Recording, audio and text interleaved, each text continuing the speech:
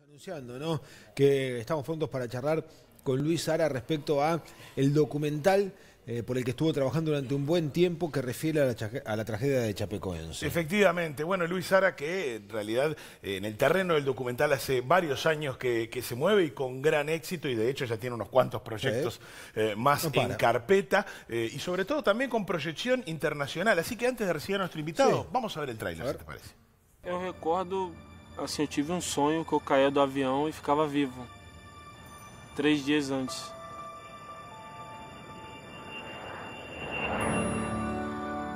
Era clube pequeno, passava por grandes dificuldades financeiras. Nós não tínhamos estrutura, não tínhamos experiência em Campeonato Brasileiro. Subimos para a Série B e da Série B para a Série A. Aí o carinho que tinha em Chapecó começou a se tornar no Brasil inteiro. Nós estamos na final da Copa Sul-Americana. Vamos decidir o título internacional. Uma utopia. Na segunda-feira a gente acabou viajando para Medellín. Quando ele me ligou, parece que só num bar, né? Não num avião. Todo mundo que estava naquele avião estava indo para o ápice de sua carreira. O piloto não falou nada. Na hora que apagou as luzes, as pessoas perguntavam o que estava acontecendo. No me hacía como caso en las instrucciones que le daban.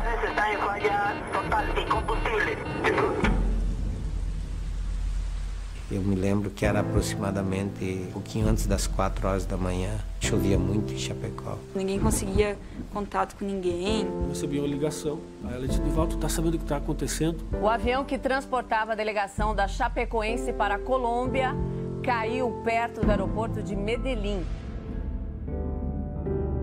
Infelizmente, morreram 71 pessoas, né? Tava um desespero, assim, acho que nunca vou me esquecer da imagem, assim, sabe?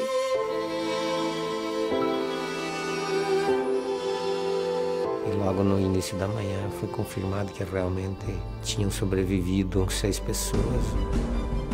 Chape teve uma tragédia, mas que continua. Renasceu. Essa torcida merece voltar a sorrir com tranquilidade. Todo mundo quer que o clube se reerga novamente, eu não sei como, mas vamos ter que fazer alguma coisa.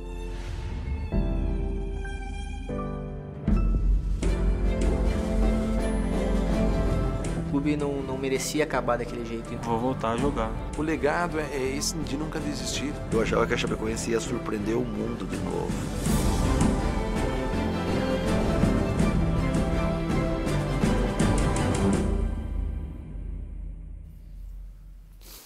Buenísimo, ya a uno le remueve un montón de sensaciones, le propone viajar en el tiempo para recordar cómo fueron aquellos días y cómo, bueno, se proyecta, ¿no?, este presente y futuro de Chapecoense. Y más allá de lo institucional, el rol que juega un club en la vida social, en el día a día, en el cotidiano de una comunidad. Luis Sara, bienvenido a Buen Día Uruguay, ¿cómo estás? Gracias por la invitación.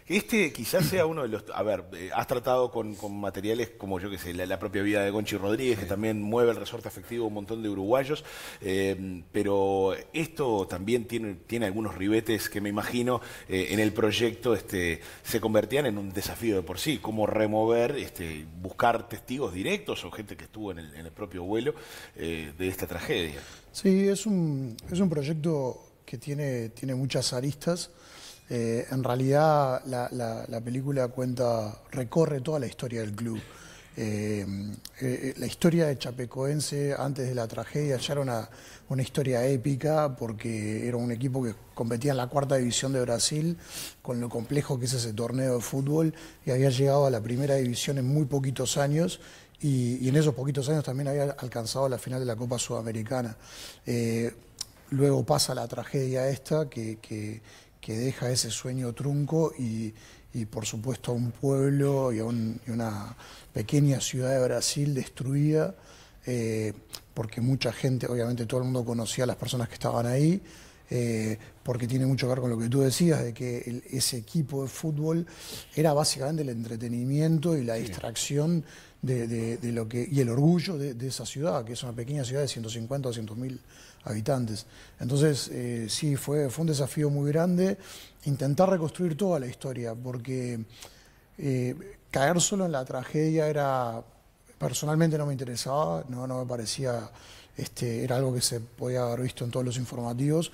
Me parecía que acá lo interesante era poder contar la historia del ascenso deportivo de un club que se ve truncado por esa tragedia y que luego tiene la capacidad de renacer y de reconstruirse en tiempo récord, porque a los 3-4 meses, gracias a la ayuda de muchos clubes, de muchos países, de mucha gente, pudo volver a competir.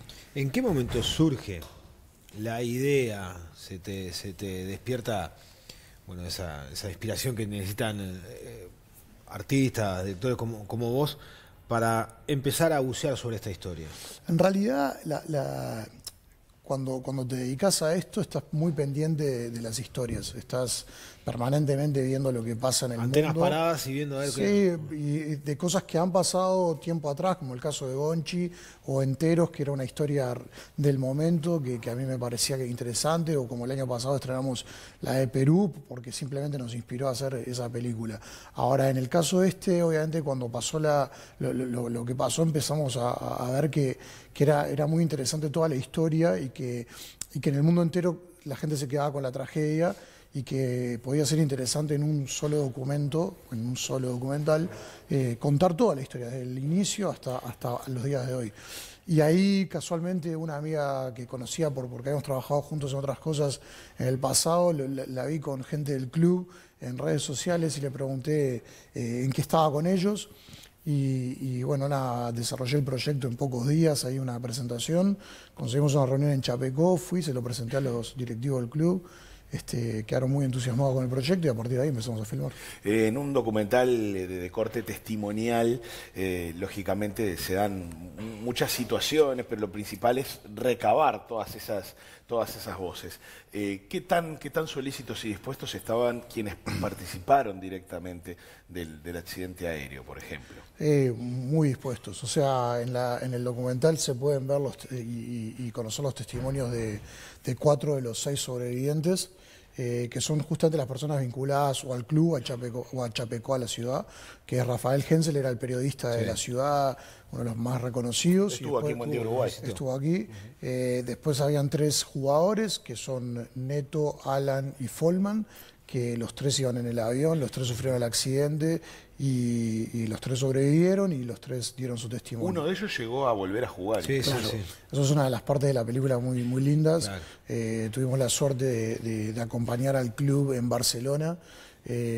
Cuando el club Barcelona lo invitó a jugar uno de los tantos partidos amistosos que entre otras cosas tenían también como fin ayudarlos financieramente, no estoy muy al tanto de los detalles, pero sí eran invitaciones que tenían como fin ayudarlos y bueno, en ese partido tan especial se da la particularidad de que vuelve a jugar Alan Ruschel, que es uno de los sobrevivientes y al día de hoy está jugando en el club. Vos decías que mediante el bombardeo de información y noticias que comenzaron a difundirse, que comenzamos a difundir desde que se generó esa tragedia, me acuerdo perfectamente de aquella jornada, bueno, detalles podemos conocer todos o tener a nuestro alcance mediante las notas de prensa.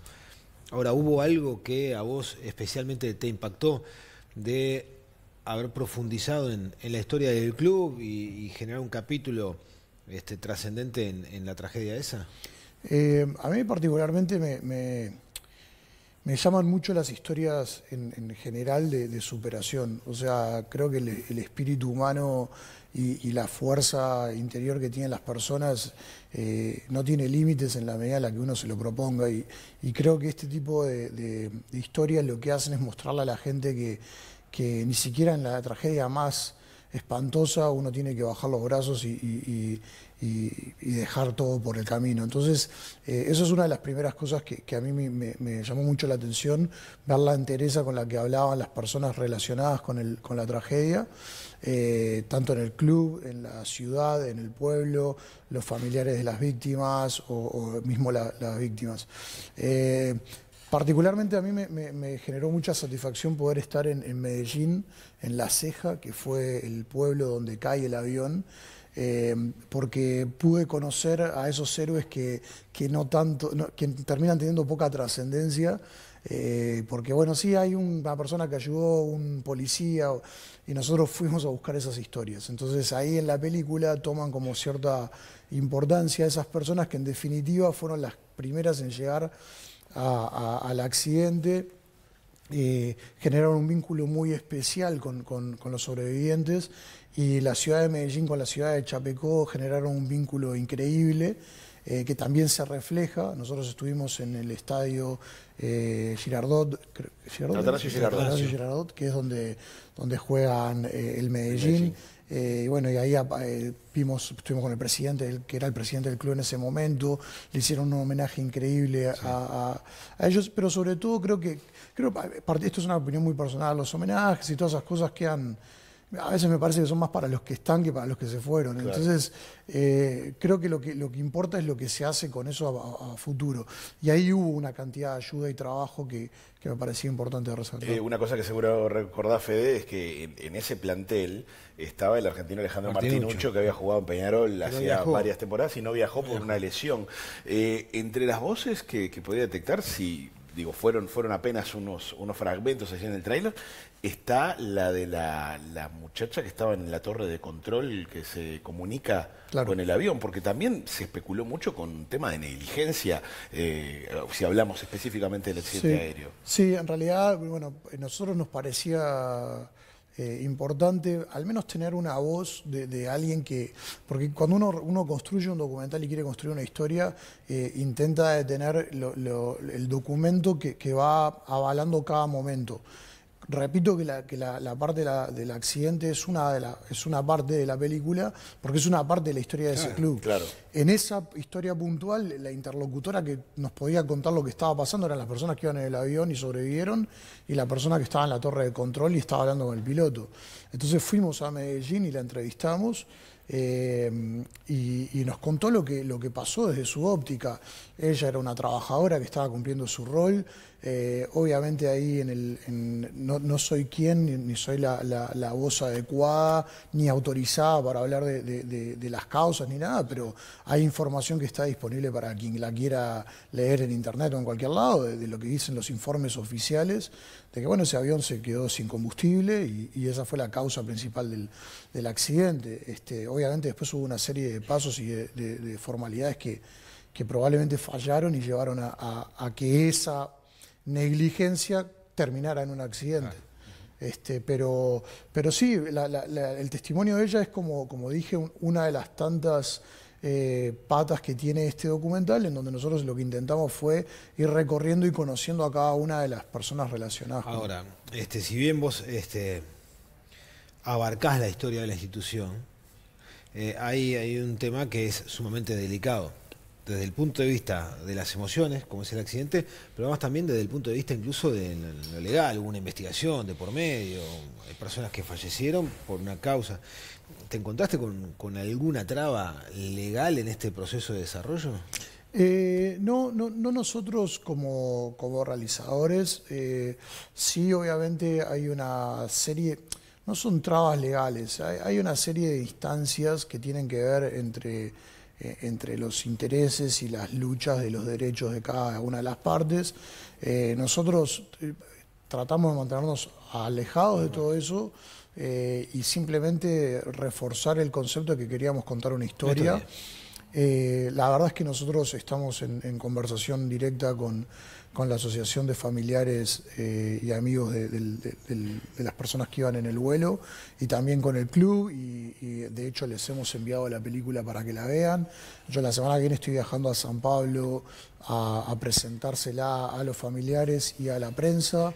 Luego me voy a Medellín a presentarla en Medellín a la prensa y a las personas relacionadas con todo este tema. Se estrena en Brasil y en Colombia. Se estrena en Brasil y Colombia en cines, en algo que también es es un hecho importante para las realizaciones uruguayas, Claro. porque no es fácil estrenar en cines hoy día, sobre todo el género documental, y ni que hablar en el exterior, y No es ni que fácil hablar hacer en un cine, país como Brasil, que es muy complejo. No, el mercado no es nada sencillo. Entonces estamos muy contentos de que vamos a tener esa posibilidad. ¿Y llegará a nuestro país? Va a llegar a nuestro país, va a estar disponible muy pronto en una plataforma que ya se darán todos los detalles. ¿Una plataforma donde ya se ha estrenado? Sí, en un par de semanas puede, Cristian, no lo obligue, no puede. Ah, bueno, está bien. se va a conocer un poquito más sobre todos esos detalles, pero en principio ahora estamos trabajando en el estreno en cines, que como dije es importante porque no es fácil. Llevó mucho trabajo, muchos meses de negociaciones y conversaciones, pero estamos muy contentos porque va a estar la cadena de cines Arcoplex, que es una cadena de cines importante en Brasil, la va a estrenar en más de 16 ciudades, algo que no sé si tiene muchos precedentes en el cine local, así que estoy muy contento de eso. Felicitaciones, Luis. Bueno, muchas gracias. Vamos arriba y estaremos pendientes. Muchas ganas de ver por siempre Chape. Y estamos pendientes de los otros proyectos que ya tiene. Sí, no ya digo hay en varios. carpeta, que ya está desarrollando, así que no para este hombre. Muchas gracias, Luis. Gracias Un a ustedes placer. por la invitación.